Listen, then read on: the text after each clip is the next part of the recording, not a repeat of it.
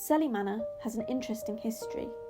It's actually made up of two different and beautiful buildings which were moved to Bournville by George Cadbury in the early 1900s. Selly Manor came from about a mile up the road.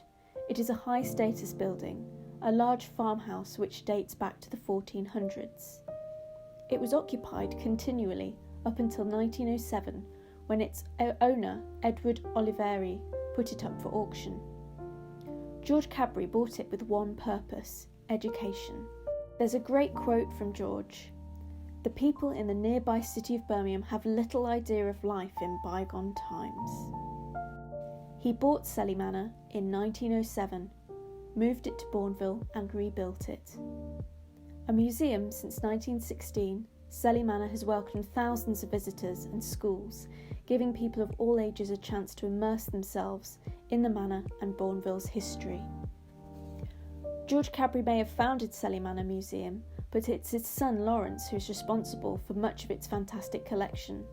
The Lawrence Cadbury collection includes some beautiful examples of furniture and domestic objects, from sturdy oak chests and intricate carvings to beautiful tapestry and unusual utensils. There is a lot to appreciate.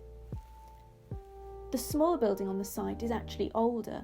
It's a medieval building that came from Minworth in North Birmingham. It had been condemned for demolition, but was saved by George Cadbury's son Lawrence. When the buildings were moved, a stonemason was used, and his skills are evident in the reconstruction of the buildings. Both of the projects were overseen by a man called William Alexander Harvey, who was the architect who designed most of the buildings that you'll see on the village green. So, because of the skills of the architect and the stonemason, both of these buildings are going very strong.